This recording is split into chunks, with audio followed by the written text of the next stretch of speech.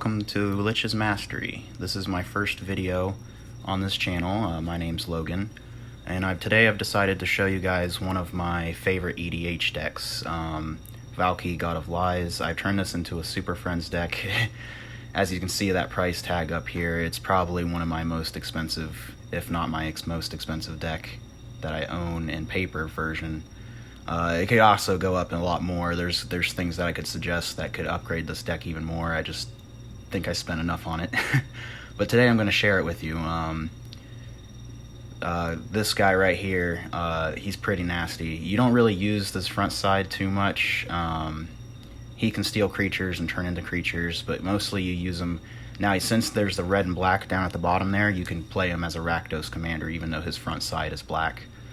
As you can see, this is the side that we care about. Tibalt, Cosmic Imposter. As soon as he's one of the planeswalkers that when he enters, he just auto-enters with his emblem. You can uptick him, steal. Basically what he does is he steals cards from your opponents. You steal the top card of their library. You exile artifacts and creatures. You exile all cards from all graveyards, add 3 red mana. He's just really good value. Even if you don't get him out at all throughout the game, your planeswalkers will help you a lot. And you want to mostly play the planeswalkers that make creatures that help protect your creatures, or your planeswalkers.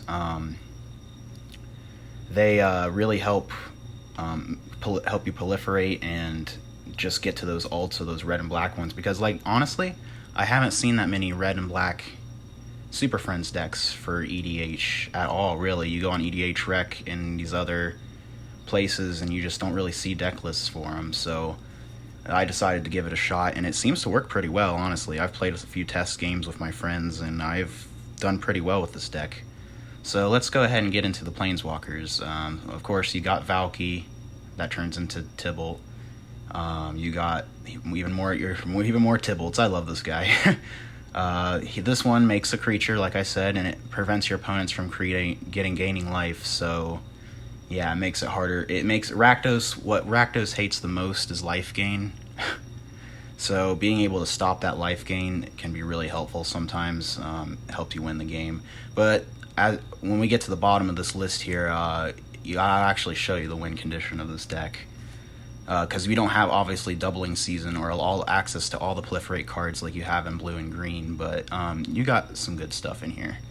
Tibalt the Fiend-Blooded helps filter your hand. He's a 2-drop planeswalker, so he makes things a little harder. Sometimes you discard what you need, but drawing extra cards sometimes help. The other 2 effects don't really matter too much. Duretti helps you draw more filter. Like the red cards in here really help you filter your deck out to get the planeswalkers you need.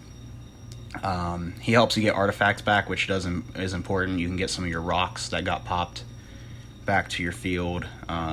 Now there is another Duretti that I don't have in this build that would work really well with this deck. He's Rakdos colors, but he's pretty expensive, and like I said, $351 right there. I think I've spent enough on this deck, and it functions pretty well. But yeah, there's always more improvement if you want to spend even more on this deck. Like this deck is awesome. We got Jaya. Now she's really important because she helps you. Now add red and spend only on instant sorceries. I'll show you at the end what you're going to be spending that mana on, but like that really helps ramp you into what you need to win the game. She's another filter card like the red cards are. We have some Sarkans in here. We have the one that turns into a dragon and attacks. We have one that turns your planeswalkers into dragons and attacks, so you can win this way. This is one of your win conditions with the Sarkin if you have a bunch of planeswalkers out. Zerial's one of the new ones out of the D&D set. It makes a creature, so it helps block. Rowan. It's a zapper. It's removal. There's a lot of removal in this deck too to protect your planeswalkers to get to their alts. This guy's good because he helps ramp, kinda. He untaps your mountains so you can tap it again, and he just adds a lot of red mana for all the mountains you run. We got a Chandra. Now we're into the Chandras. Chandras are mostly removal. She pings a lot of stuff. She deals X damage to a lot of stuff. This one's really good because it constantly burns your opponents. Another pinger. More pingers. Chandra's just, and this one draws you cards. It's just, and this one actually puts a loyalty counter on all your different planeswalkers, so red ones anyway. So that helps. It's kind of like proliferating. More make elemental tokens. Discard all cards in your hand. Draw. So like the red card, like I said, the red cards really help filter. The black cards are kind of the powerful cards that you're filtering into. More Chandras. Heart of Flame, Pinger. Now to the colorless, we got an Ugin the Spirit Dragon. Really good if you can get his ult. I think you all know what he does. I would run the other Ugin too. I just didn't have him, so I didn't put him in this list. But of course, he's not that expensive. You could throw him in here too. Angrath. I got both Angraths in here.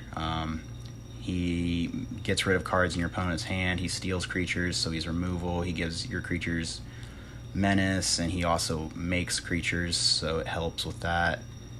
Liliana, this one makes creatures. That's only in as a board wipe on legs.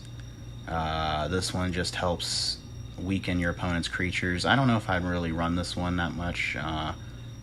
Her emblem's pretty good if you can proliferate up into it, though. We got the Dreadhorde General. You all know what that does. Liliana Vest. She's a tutor on a Planeswalker. Really good. Soren Markov. I love this guy. He makes someone's life total 10. He's... my friends call him Salt Soren. Yep. You bring him down and someone's getting salty. We got some Obs Nicholases in here. He helps removal and pings, like kind of like with your red cards. This one gives you creatures and helps you filter cards. Destroys creatures. Tevesh makes creatures, draws you cards. Now we're into the actual creatures that I run. I don't run that many. I got a Sire of Insanity, which really helps with, basically, no one has hands, so that could be another win condition. You filter into this, no one has hands, you have a bunch of Planeswalkers, what are they going to do? Well, as you ult them all. Solemn is ramp.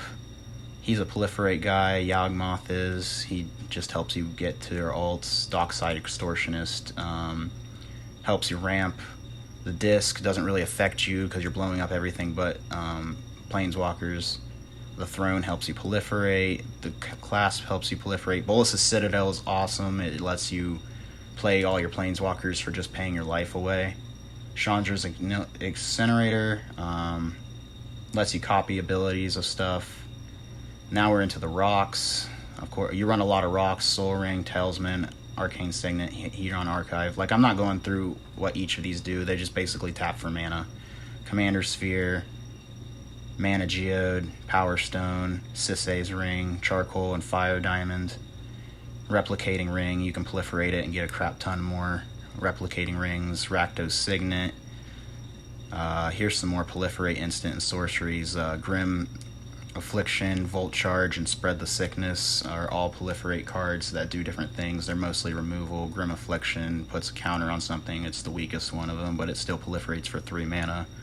Volt Charge zaps something for 3 mana, and you proliferate. And Spread the Sickness costs a little more, but it guarantees that creature removal and proliferates. We got Confront the Past, which is a newer card from Strixhaven that helps you bring back a Planeswalker from your graveyard. Now, I'm not running Elder Spell, because unless you're playing against another Super Friends deck, you don't really want to pop your own, so you can run it if you want to, but I don't. We got Command the Dreadhorde, which is just a mass revival for all your Planeswalkers, and maybe some good creatures and graveyards you want to take. And now I think we're getting into the win conditions of the deck. Or, nope, more removal. Necrotic Haze, Blood on the Snow, Crux of Fate, Decree of Pain, Blasphemous Axe, Settle the Score. All really good removal cards. And the Settle the Score even puts loyalty on your Planeswalkers. And now win conditions. Yes, everyone hates land destruction, I know. Obliterate, Decree of Annihilation, and Jokopolis. But hear me out. This is a win condition. It's not just to be trolly. Obliterate destroys everything on the field, including lands other than Planeswalkers. So if you can drop Obliterate on turn 8 and you have like 3 Planeswalkers, you're going to get them to ult. Especially if you get a Tibble and you just exile everything and steal everybody's cards.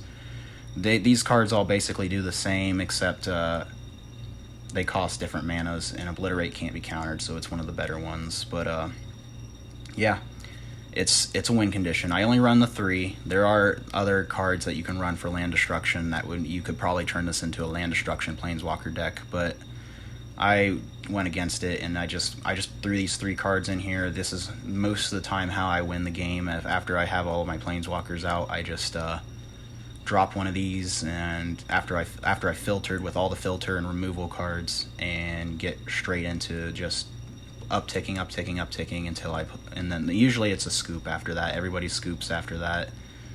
So yeah, this is my first video. My name's Logan. I plan on bringing you more D&D content, Magic content, and some video games even.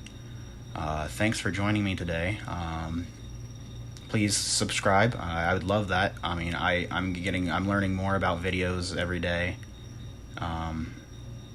And thanks. I hope you enjoyed, and see ya.